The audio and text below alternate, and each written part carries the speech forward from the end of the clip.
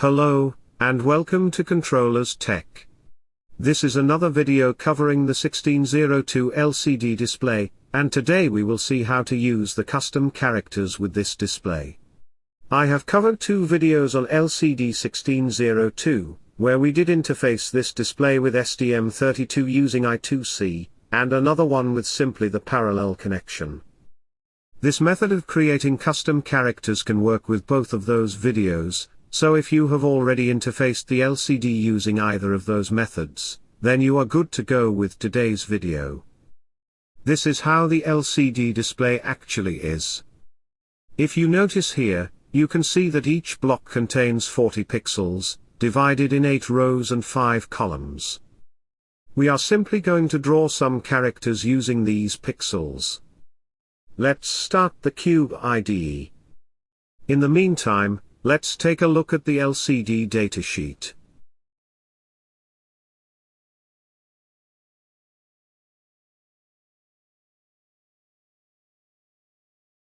As mentioned here, the IC has character generator ROM, CG-ROM, and character generator RAM, CG-RAM. The CG-ROM has 208 predefined characters stored in it. These contain the ASCII characters also, and when we display some number, or any other character, it basically takes the data from the CG-ROM. The CG-RAM is where the user can write the character patterns. We are allowed to write 8 character patterns of 5 by 8 size.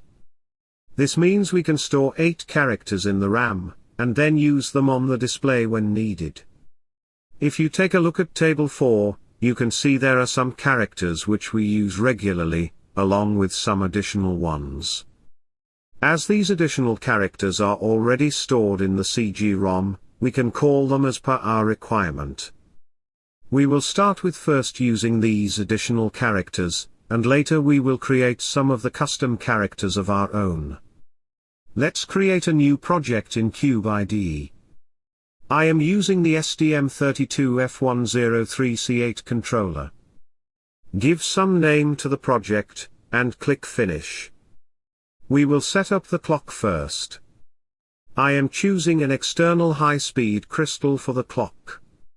The blue pill have 8 MHz crystal, and I am running the system at maximum, 72 MHz. Let's go to the sys, debug and enable serial wire. As I mentioned, you can use parallel connection or the I2C to connect the LCD. I have the I2C type, so I am enabling the I2C. Alright, that's all the configuration required. Click Save to generate the project. First of all, we need to include the LCD library. This is the same old library I used in my previous video about the LCD display. If you are using the parallel connection, include the library for that. No modification is done in the library, so you don't need to worry about that. Now first I am going to test if the display is working or not. So include the header file for the LCD. Now in the main function, we will initialize the display first. Then put the cursor in the beginning. And print something on it. Build the project, and debug it.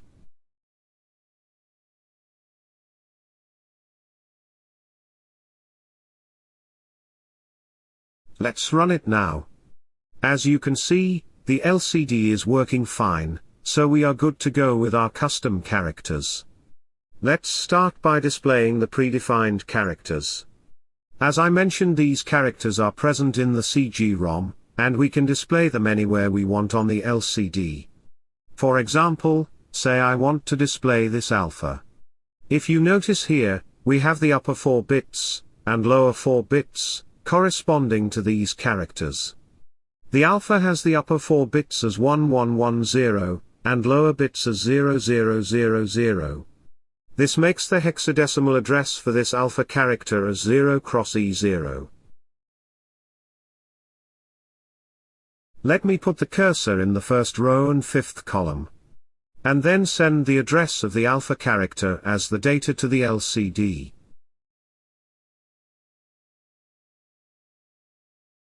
Let's build the code and debug it.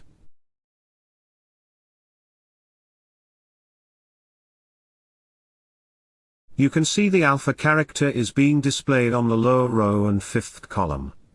Let's add one more character to this.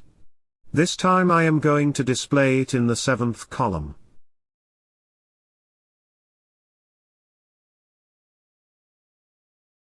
This is the character I am going to display. The upper 4 bits are 1101, which is D in hexadecimal. The lower bits are 0010, which is 2. So the address of the characters is 0 cross D2. As you can see, the character is being displayed on the 7th column in the bottom row. So the predefined characters are fine. Now we will see how to generate characters, and how to use them. You can find a lot of websites offering the character generators. I am going with this one. I will leave the link to this in the description below. Here we have a 5 by 8 matrix. They provide a pre-generated code for Arduino, but that's okay, as we will use a part of this code. Let's say I want to create a smiley face. Change this to hex. Here we have the 8 bytes for this character. Basically, these 5 columns are the 5 least significant bits, and if you see, in the third row the first and third bits are high. Hence we have 0 cross 0, A, in the third position. Similarly, in the fifth position, the 0th and 4th bits are high, and hence we have 0 cross 1 1 in fifth position. This is very simple to understand. You simply put a 1, wherever you want to turn on the pixel, and then convert the binary code to hex. Let's copy this, and we will put it in our main file. Remember, we are defining a new array here. Change the byte to char, and give some name to this array. I am changing it to look a bit more usual.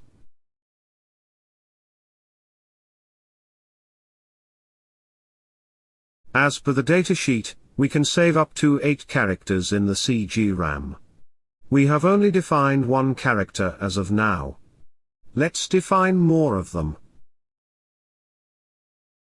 For example, I can create a ± symbol, and then copy this code from here. I have already generated some characters, and here are the codes for them.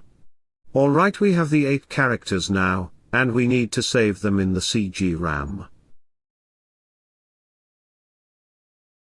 Let's see the datasheet again.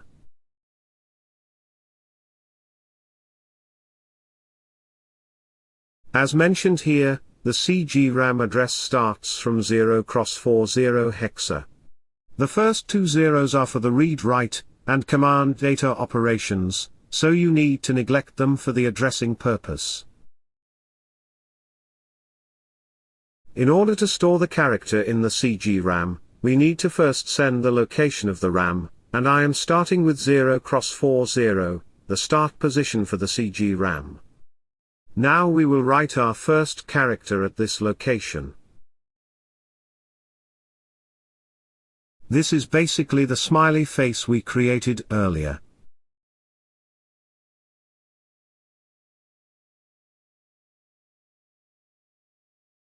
Now for every character, the address will shift by 8 positions, as each character occupies 8 bytes. This way our 8th character will be placed at an offset of 56 bytes, which makes the CG RAM size as 64 bytes in total. The characters have been stored in the CG RAM, now we will display them. Let's put the cursor in the beginning of the bottom row. And we will send the data, which will basically be the address of the first character in the CG RAM, that is 0. Just to show you guys that this works together with regular data, I am displaying R in the middle of the 2 custom characters.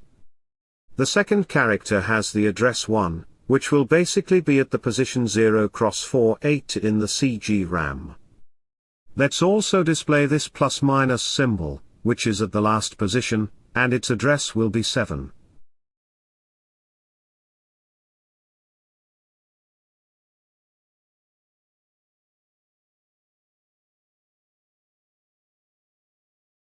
Alright, build the code and run it.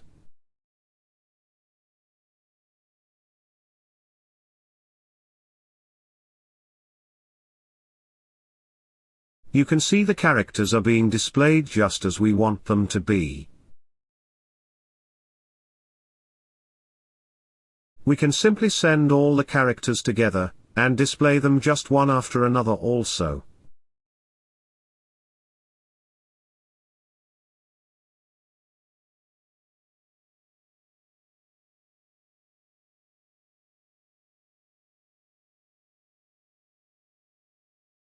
Here you can see on the display, all the characters are being displayed at once.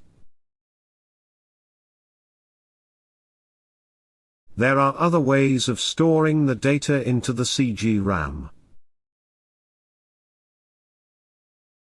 For example, we can group all the characters in a single array.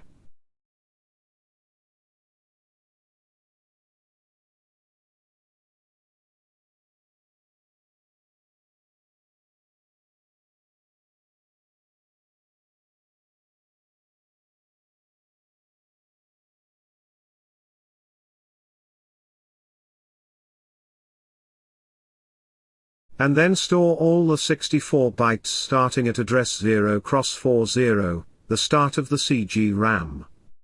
This will simply store all these bytes into the CG RAM, and we still have the same fixed positions of those characters as we had earlier.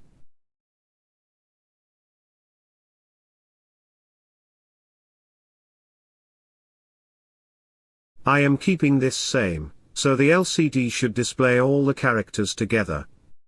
Let's build and run this code now. You can see the characters are displaying as they should. So I hope you understood how to deal with custom characters on the LCD1602. As I mentioned, the process will work well with the parallel or I2C connections. Remember that you can only use 8 characters to store in the CG RAM.